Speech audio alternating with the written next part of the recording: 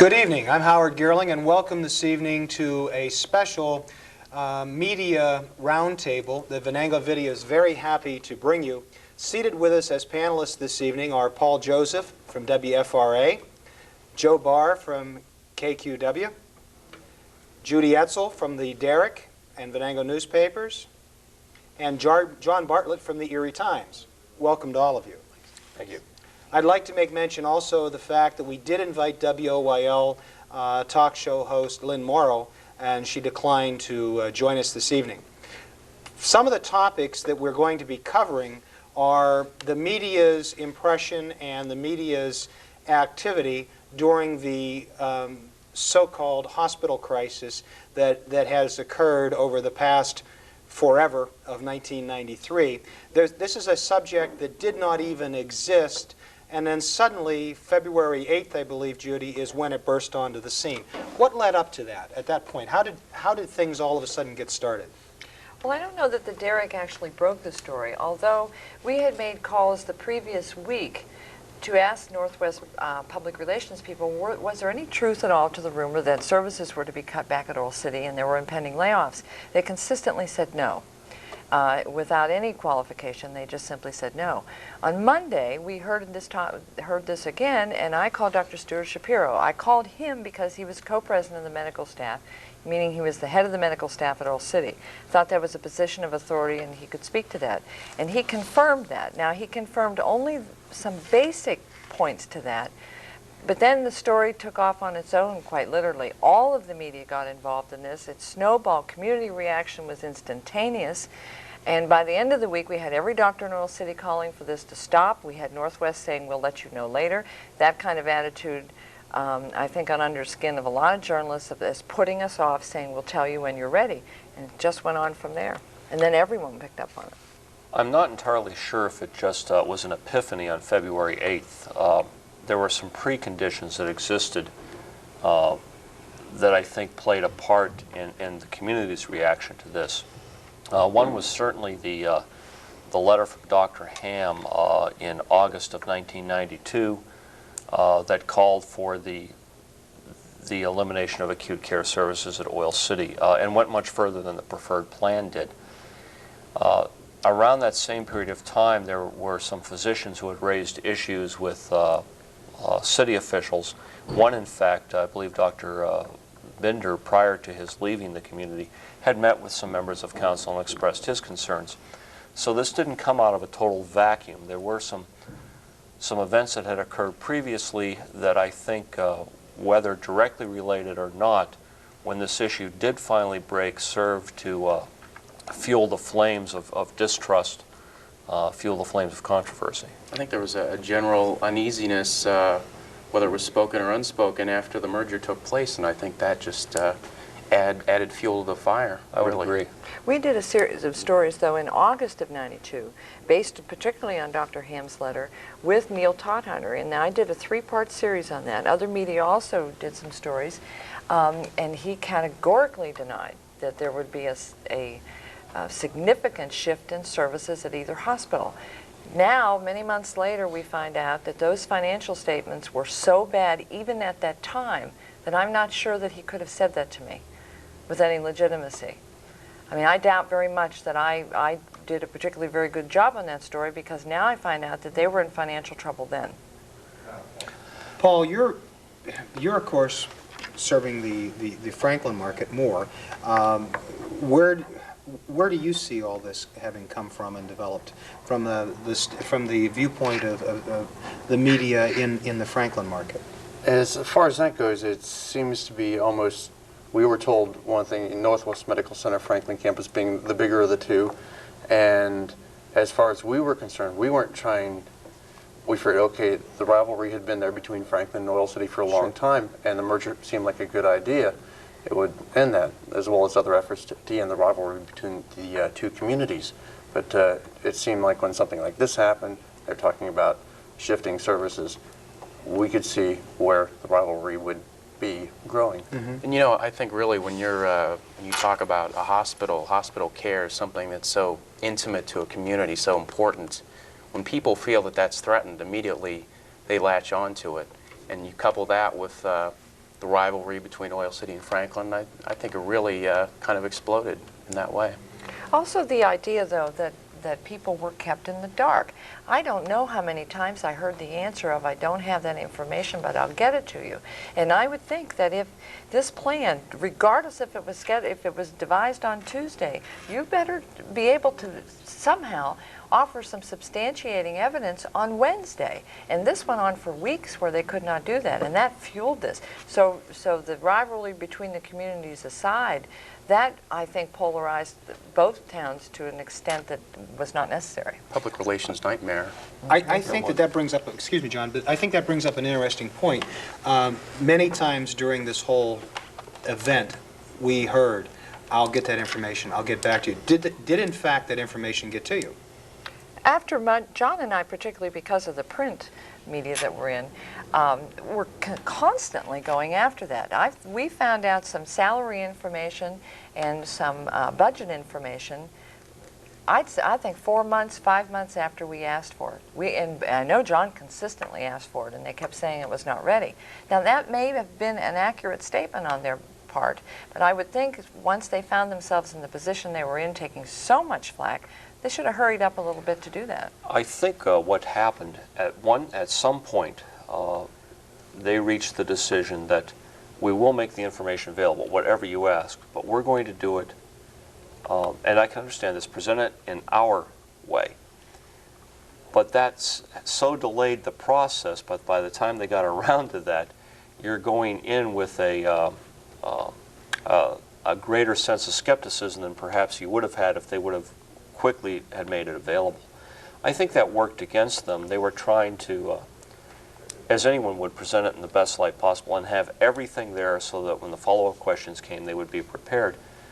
But that was very late in the process. By that time, the public was already, where is this? We know you've asked for it, that type of thing, and they're trying to hide something. They may not have been, but their effort to, and I don't believe they were, but their effort to do it at their time frame, I think worked against them to some extent. I think that really sums up the problem was that there was really, we were used for a while where I believe we were disseminating the information. We had those media sessions where we would go and they would inform us, give us information on the various aspects of the consolidation plan.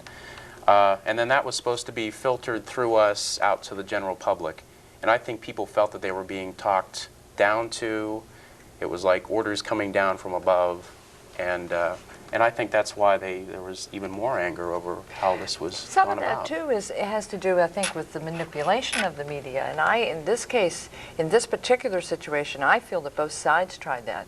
Sometimes Absolutely. they were successful, but both the Oil City Coalition, and I don't mean just the board, but that group, plus Northwest Medical, manipulated the press of all degrees to get a message across. And I think a lot of this animosity developed in the public eyes because they saw through that manipulation. You notice that after a while we were running an awful lot of Northwest Medical Center information in regular news stories, same way with the coalition. Pretty soon they bought ads because they were trying to tell us what to tell the public. And that polarized it even more. I think one of the problems was that at some point, no matter which side was providing information, it became you were covering a controversy as opposed to underlying issues, which became very hard to get to because the controversy was what was aflame and on fire and what people were responding to, and some fundamental underlying issues were lost on both sides. Or if they were expressed, it was done within the context of the controversy, not the issue apart. Well, this is not the only story that you as journalists and news reporters have covered. How does this compare as far as the access to information to other stories that you have covered? For example, you mentioned the fact that you asked for specific salary information or cost information, and it seemed like it took months and months to get that delivered to you. Is that normal? On 990 information from just about any nonprofit corporation that deals in 990s, I have found most of them somewhat reticent to quickly hand over the information. So it would not be that unlikely No, that this would follow the same type of format? No, we did a very lengthy piece of about a month after Northwest released its 990 data. The 990 being the IRS form that contains the salary information and certain other expenditures and holdings of the hospital. On hospitals throughout northwestern Pennsylvania. It didn't take as long, but it fell at a time period when all of theirs should have been in and available. And even at that, it was a real struggle in some cases to get it. Some actually made our reporters drive to their facility and say, I'm here, and the IRS rules require that it has to be available during regular business hours, and that you really had to follow the letter of the law to gain access. They met the law, but I don't think they met the intent of the rules. Something else that happened in this story, though. Usually I can write a story, whether it's a controversial one or not, and I come to a personal conclusion as to what is the remedy for this situation. I try not to share that in print, but I usually can come to one. We talked many times among all of us, is this a good plan? We never really got to analyze whether this will work because there was so much extraneous material and so many contradictions that I don't think anybody could ever make up their mind, not even at the very end of this, will this work?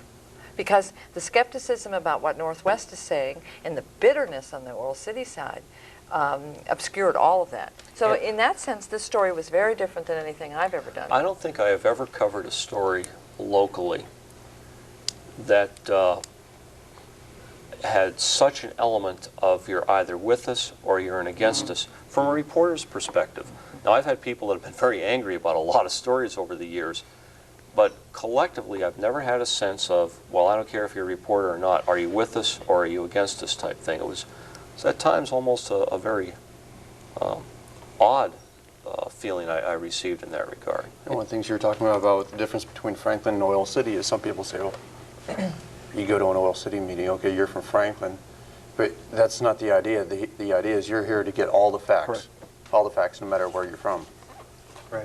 I think it's interesting that, I know just in going through this for the past, it seems like 10 years really, but I would go back and forth. We would go to a media session at the hospital and you think, well, they got a point. Then you talk to some people in the coalition, well, they got a point too. And you would go back and forth, and both sides had their points. And it really, after a while, your mind would just be all a jumble because both sides had good points. It almost seemed like it was run as a battle of the press conferences, and It was. well, okay. Now, to me, it seemed that way also. Who won the battle of the press conferences? I don't think anyone did. I think, in fact, that except for the dissemination of information that was important, I think, I'm not sure if it was a disservice to the community, but I think the manipulation of the media and the airing of differences constantly in the media may have been a disservice, because I am still totally shocked that on February 9th, somebody didn't sit down and fix this. Somebody didn't say, you will sit here and you will not leave this room until this issue is settled. Instead, they dragged it on. Northwest would not negotiate, and they were the ones that would not negotiate. Later on, the coalition coalesced into a real solid thing, and they wouldn't negotiate either. But Judge White said this in the courtroom. This should never have reached this courtroom, and I am sure that the media believes that. It got way out of hand. And it's going to cost, we're talking probably $1 million, months of energy and time spent on this, and I'm not sure that it amounted to anything. And I don't think anything bothers me more than the very personal level that this was brought down to, the vilification of individuals, institutions. Either side, these people are good, caring people. They're not the epitome of evil, and they have been cast in that role by their opponents. No one voted to destroy a community or anything else. I really feel very badly about that. What do you think the role of talk radio is in this particular vilification process, if you will? Because there is a show that is aired that is for want of a better word, a complaint session or And the whatever. letters to the editor. And the letters to the editor, of course, and the Erie Times, letters to the editor. You would get calls into the newsroom with complaints. Talk radio is a very powerful tool, and it can serve a very important function to the community. I believe it has to be managed very carefully, and that is a very difficult thing to do, and I don't know if it is always done well at all levels of radio. But didn't you find... Very diplomatic. Didn't you find, though, that when you as a reporter got a lot of criticism about how you had done something, you usually could boil that person's complaint down to not what you wrote, but to a letter to the editor, the tone of an article that might have been preceding, the omission of material that you didn't know was omitted. I never had anybody tell me that my lines, my stories were biased, but I was biased because of the institution that I worked for, and because of the letters to the editor, and because I lived in Oil City. And I would try to tell these people that that Eric Severide said it, you bring a bias to the page. It won't matter what I write. You bring a feeling to that page. Couple that with letters to the editor on one side, and you come out as very partisan. I think all of us here say you come upon whatever it is, whether it be the medical center thing or, for that matter, any other topic where there's another side. And your first responsibility is get the facts from the one side. If there's an opposing side, get their opinion, get their reaction to it, just for the sake of fairness, if nothing else. I would suppose if you measured the minutes that you had and the inches that we had, that it would be equal. I divided both of those into two stacks, and they are both equal. I don't know word for word, but I know listening to the broadcasts and reading other papers that they had equal time. I think it's interesting, though, this kind of reinforced the contrast as far as print and radio, whereas Paul and I would go to these different events and we had to summarize everything in a minute or less. And there you two are writing these huge expository articles, trying to include everything, trying to make sure it's cohesive. And it really, we're going in opposite directions is what was trying to present the same information but in opposite directions. And that really, with all of this going on, it really kind of reinforced that for me. Complicate that with the filming. Mm-hmm. Yeah, I think that's something we probably need to throw out for discussion too. What effect does having same-day TV coverage have on the print media, on the radio reporting? You're trying to get something in concisely in the time that you're allowed, and people can turn on to Venango Video and see the press conference in its entirety. Well, some of them. Yeah, of course, we were disallowed. I was going to bring that up. In this context, and the way Venango Video presents things for the community, I think is nothing but beneficial. I don't think it hinders what I do or the possibilities for the paper. I think it's much more positive than what if you were an on-air broadcast station would do and give a talking head and a 60-second or 90-second synopsis of the event. I think what you folks did was extremely positive for the community and very much an asset. I think it was a great mistake when Northwest didn't allow one of its press conferences to be videotaped. It would do nothing but serve them to have it shown in its entirety. You know, I've run into, I don't know how many times, there's a wariness, more so of, I think, radio and television than of print. I have a lot of people that maybe would talk to Judy and wouldn't mind being quoted, but if I wanted to record their voice and use it on the air, which is the same thing as a quote, they don't want to do it. And there's that kind of You can't wariness. erase anything when you do it. And No, but that's the true. same thing I have found in this, I can even think in this particular covering this issue, and I see this in many other issues, they won't talk to you, they want their voice recorded. They don't want quoted in the paper, but boy, you flick on those TV lights from the TV stations and they'll say anything. It's somewhat remarkable. I wanted to expand about the coverage from outside the area. Being with a regional paper, I think that's something that I found personally interesting, was how much interest there was outside of Oil City and Franklin in this issue. A lot of communities throughout Pennsylvania were watching this very closely because the very things that the controversies here and the difficulties that we had to deal with in terms of the loss of revenue of our hospitals and the possible mergers are issues that they know full well they are going to be facing everywhere. in a few years. Yeah, everywhere. And, That's not just yeah. not just in northwest Pennsylvania. It's all but over the everywhere. United States. And they were really concerned about how things were playing out here because they know that at some point they're going to have to play them Address out these in their issues. communities. Sure. But that's what I was saying before, John, is I personally never got to get into those subjects about health care, rural health care, how this will affect. It was just consumed by this particular single subject. And now is the time, obviously, to go into that, but I think that the situation is so drastic, perhaps, that maybe that will have to be put on hold, too. There's still a lot of fallout, I think, that we're going to be seeing for years to come. The effect that this has had on the region, the divisiveness, and how that will affect economically the county, people working together. It broke down while this was going on, and it's going to be interesting to see what happens in the next few months, with that. But John and I were talking at the end of the trial, when the trial concluded, about we found it rather strange, and I'm not speaking for you, I'll speak for myself. We found it rather strange that there was no, quote, act of contrition here. That this just stopped, and Northwest, you wanted to say to them, you still don't get it. You underestimated the outcry all along here, and now that this is over, you are going to sit back and wait. And that's when they should have galvanized into an activity and brought these two communities together. They have not done it to this point, and I do not anticipate they will. It is a steady reflection, I believe, of the chairman of the board's bank merging policy and their director of corporate development. Both have no problem with either person, but I believe that this is a business deal. And what had happened was a business deal fragmented communities. And Yes. nothing was done to put that back together. We're almost a month into this settlement, and not one word has come from them saying, come on, folks, we can do this. I really believe there are a number of things that many things they could have done before this blew up on them that would have changed things. But even now, the act of contrition, I think, is the really appropriate phrase.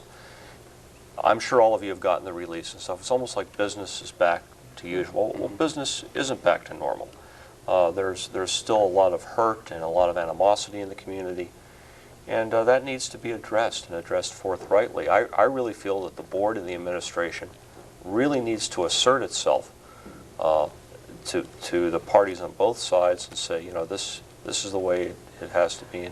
And, to the physicians, we're going to control the show, and outline some very positive steps. There does seem to be the attitude that this is a business. It was a business decision, which in some respects may be needed to be made, except that it's a publicly supported business. Absolutely. It is a business that is supported by the taxpayers in the city of Franklin and in the city of Will City by virtue of the fact that they do not levy real estate taxes on these buildings, and special breaks are given to hospitals, and special concessions are given to hospitals, and special services are given to Well, hospitals. their contributions are tax deductible. So, and when all of those things play into effect, then a community feels that the hospital owes them.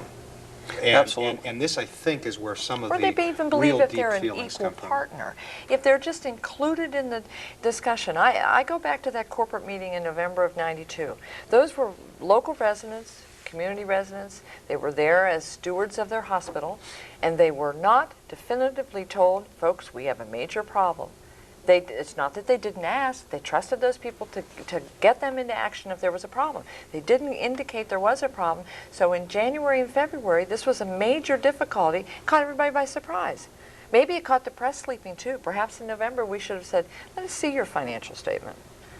But we I didn't. know I left that meeting feeling, nice and warm and comfortable, that gee whiz. Sure. Everything seems to be going exactly the way it was planned. Yes, there's a little bit of a shortfall, but we actually have a cash surplus, and going into this will be okay. And everything is working the way it's supposed Well, to. think if in January or early January they would have called the meeting together and saying, we are having a major problem. We have a high welfare roll that is not, the reimbursement is way low. All of those factors help us. Help us get our hospital. We're going to come up with a plan. We're going to include you in this, but we are going to pick the plan. But we would like to do this together. They did not do that. They held the public at arm's length and said, we know best. It's interesting to think what the reaction would have been and what would have transpired if that had come to pass, if they had gone that route. Would there have been this divisiveness when we have had all the problems that we've had between the communities? I think maybe we would have, but I don't think it would have been nearly as explosive as it was. And I think all along there was kind of an arrogant attitude among the administration, that they really didn't want to have anything to do, like you said, with the community, and it was all filtered through us. What, had that occurred, maybe then the town meetings would have been channeled in a much more positive type of approach of raising funds to keep the hospital supported. What was your impression of the town meetings, and were they effective? Did they serve their purposes? I think, I'm not sure what their purposes were at times. They served the purpose of galvanizing the community. They were an emotional outlet.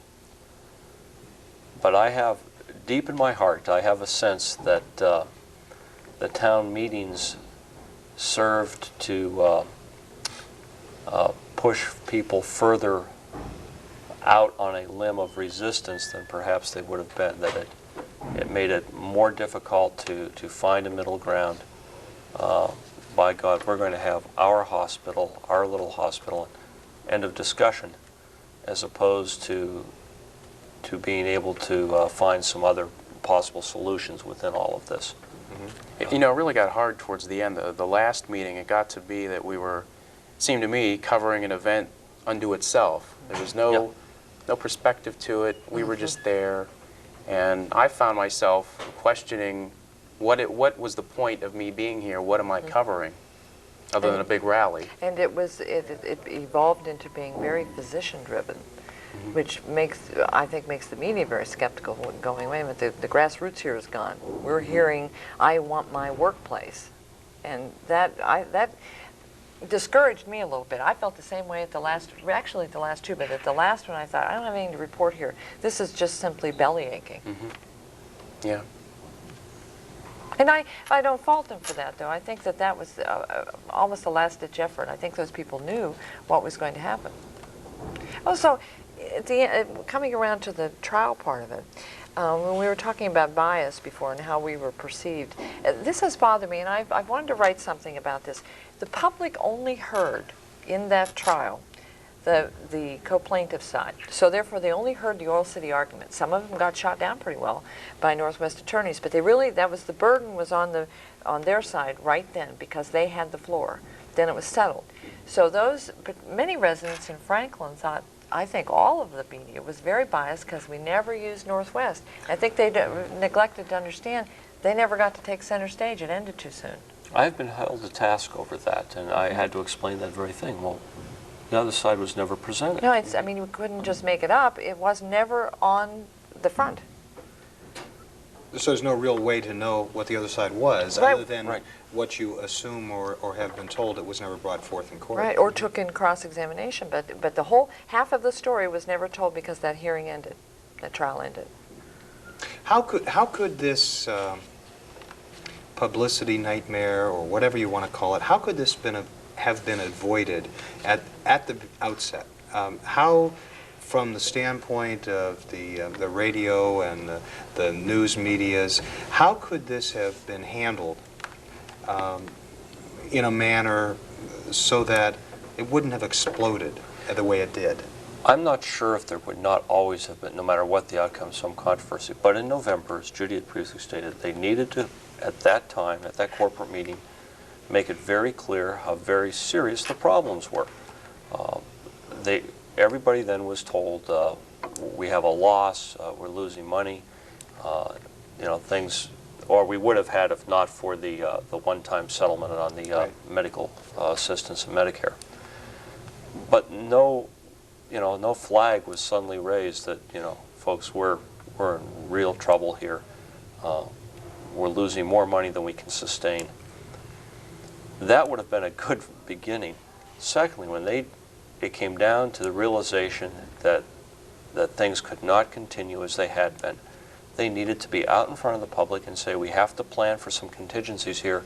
Some of them you're not going to like, we're not going to like, but we have to do it, we have to do it quickly. We don't have a year or 2 years to work this out. And involve people from the very beginning. Not their people whom they said, well, they were representing the community. And in a sense they were, but they needed to involve the community as a whole. Now, there still would have been opposition. There still would have been people with their own agendas. But I don't think it would ever have resulted in the bitterness and the deep, deep divisiveness that now exists. But the other thing, too, is once it became public, I remember 4 or 5 days after we had done the story and had all of the Oil City reaction to it, they faxed us a press release that was 3 or 4 pages long and said nothing, absolutely nothing. They were covering tracks so fast, and you wanted to say, come on, people, we're beyond this point. We're way beyond here right now. Then to turn around and answer the media's questions again by hiring a public relations firm, those things just build into that. Well, after it became public, after Stu Shapiro raised the concern, they continued to deny that there was anything decided, that's one of the talking points. And everybody knew, their own people knew, it was no longer just a talking point. It was, in fact, a real possibility in a direction they were going towards. They were bound and determined they weren't going to admit that fact until they sat down and had a formal vote.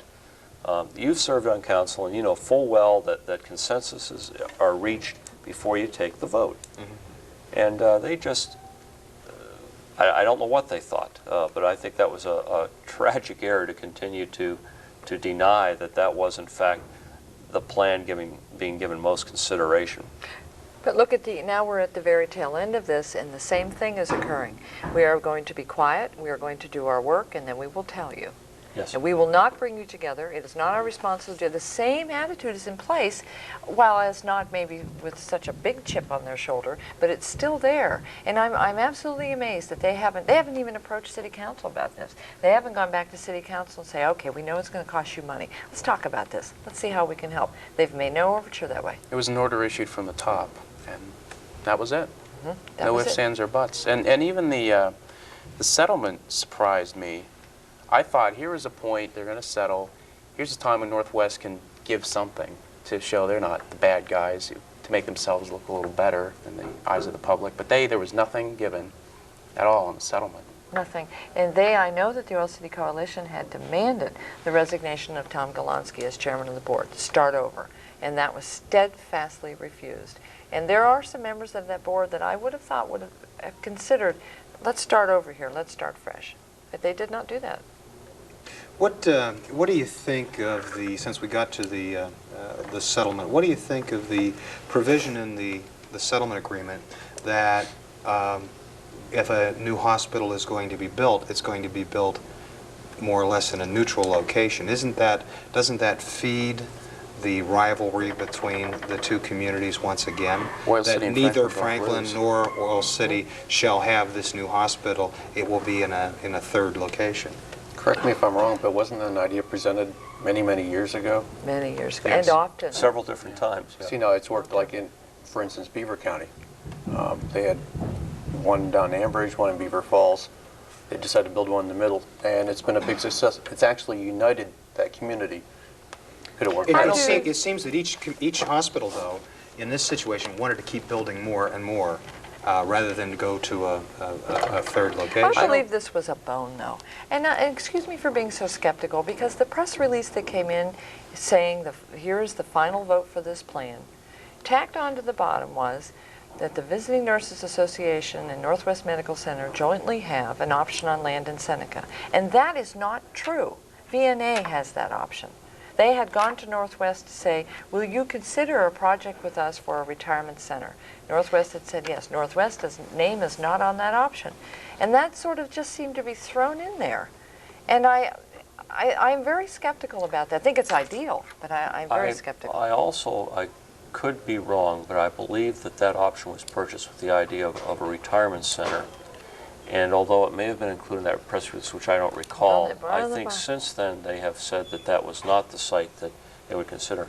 At a board meeting as this developed, I believe one of the non-voting members of the board, I think this came out of the trial, said, look, let's show our commitment here, and set aside money to actually now go out and locate and purchase land for such a facility, and it was not acted upon. No, it died for a lack of a second. And I think that if that had occurred early on, could have Diffused a lot of this. diffused some of this. I don't think finding I don't like the term neutral, although that's what was used. I don't think that'll fuel the rivalry. I think at this point that is something that can defuse the situation or serve to unite. I think your term was more appropriate. Do you see that as feasible, though, John? Frankly, in what I would consider the foreseeable future, I don't. I don't think that there will be the money available here or anywhere else for that type of project. And then that, of course, raises some other issues. You have two facilities, two campuses. What happens there and what happens in those communities if those are vacated? I think a lot will depend upon the monetary success of the what's called the preferred plan, which will go in and if they do a lot of business, that may serve to defuse the situation and succeed. In the foreseeable future, though, I don't see a new ground-up hospital. And I think we should probably start heading towards how do we get past the division, and what has to occur for there to be amending of fences, what has to occur for trust to be restored to both communities, because contrary to popular belief, there are Franklin residents who don't think it was a good arrangement. What has to occur so that people can say, yes, we have a hospital?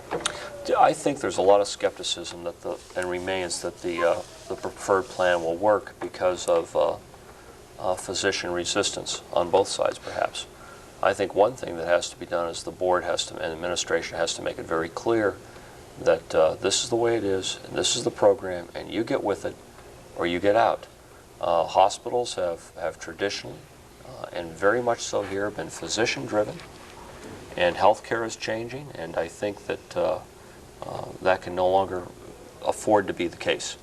And I think that it might be a terrible sacrifice on the part of Northwest, but I think if there are a couple of physicians that didn't play the game readily, were told goodbye, I think that would go a long ways internally to. Are you talking about like if a physician has surgery scheduled at the outpatient in Oil City, that's what they should do? And if a physician in Oil City is going to admit a patient, take him to the inpatient at Franklin? You're talking both ways Yes, there? absolutely. And Absolutely. if maybe even further, if a surgeon is supposed to be available at one campus or the other, and is told to go and doesn't go, the same type of rule needs to apply. There was an incident that came out during the trial, and we were all told, at least it was my understanding, I felt I was told this at the beginning, that the physicians at both facilities would not only have privileges, but would in fact practice at both facilities. And of course, right away you heard stories that, well, they won't come here, we won't go there, that Sure. type of thing.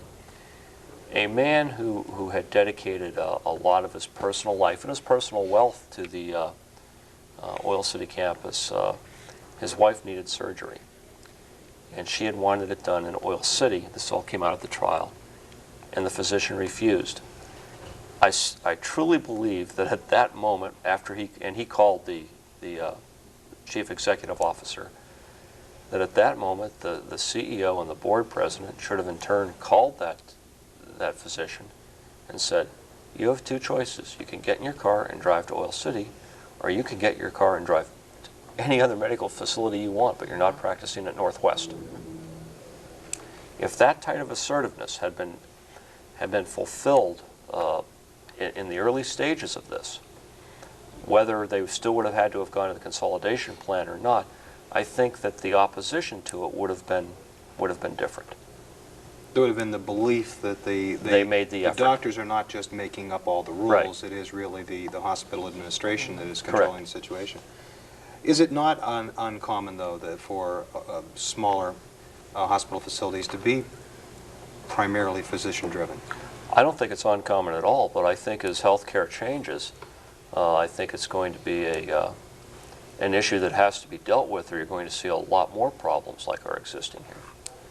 What type of access did the news media from the radio side have to the administration officials during all this?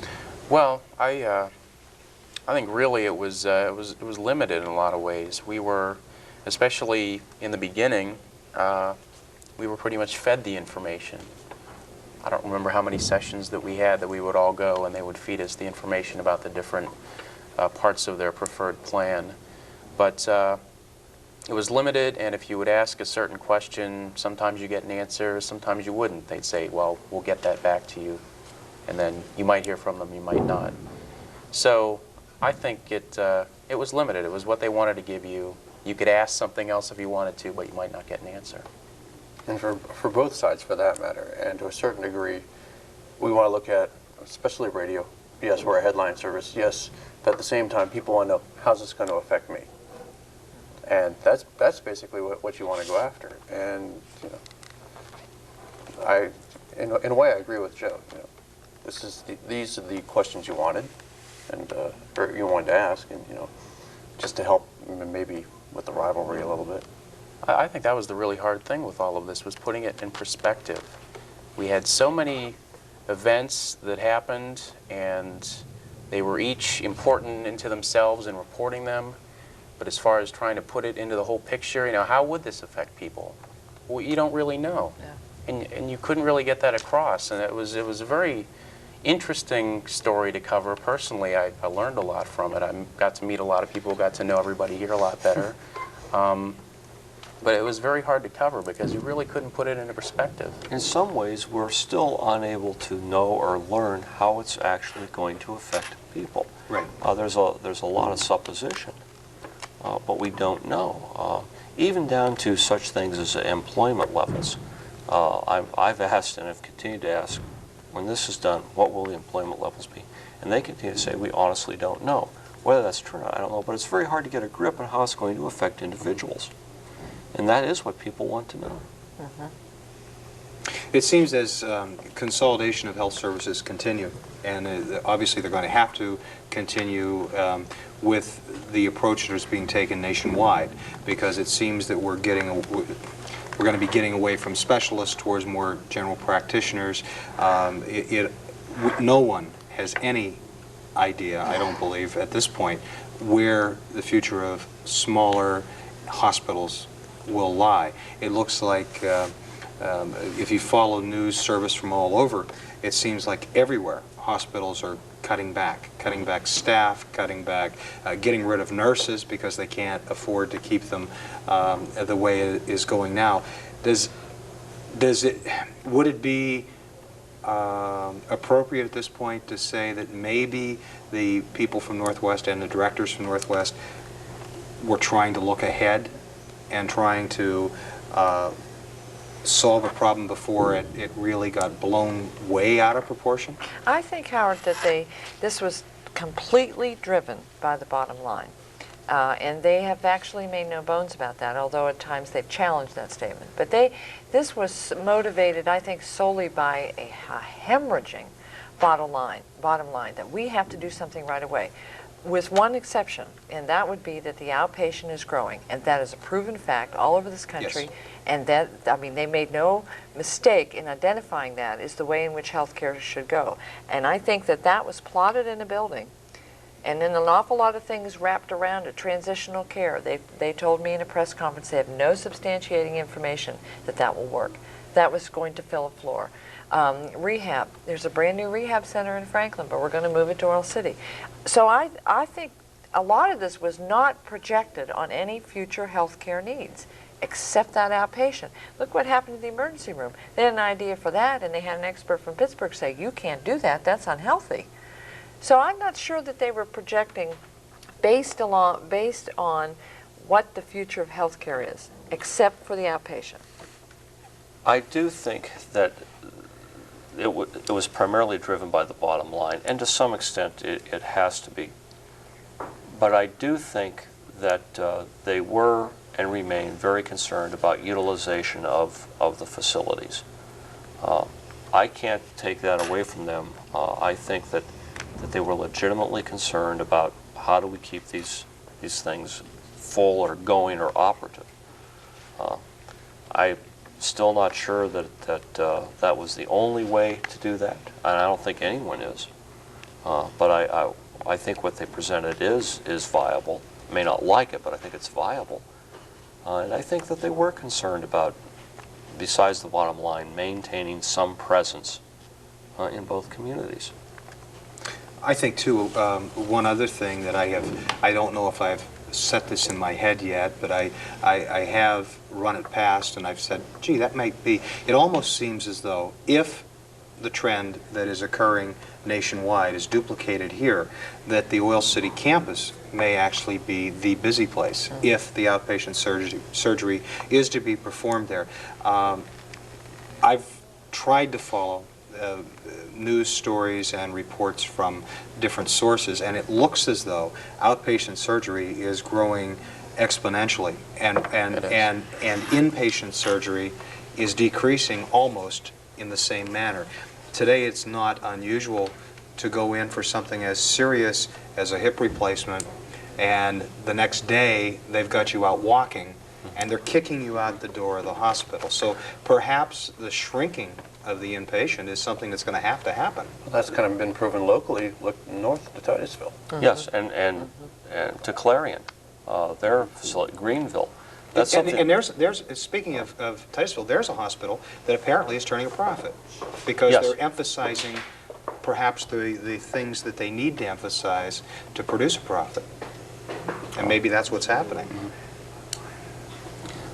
I think this has just sort of come to me, but as we look at all that has occurred in the course of the merger and then the consolidation plan, some of the things like development of outpatients, this outpatient center and those types of things, probably should have occurred a year or two ago. The merger was a very difficult process and time-consuming, so there's a certain lag time in getting involved in these other things. That whole process, which may well have been necessary, has also made it more difficult at times, I think, for the board to take the next step into the future, to grasp the future.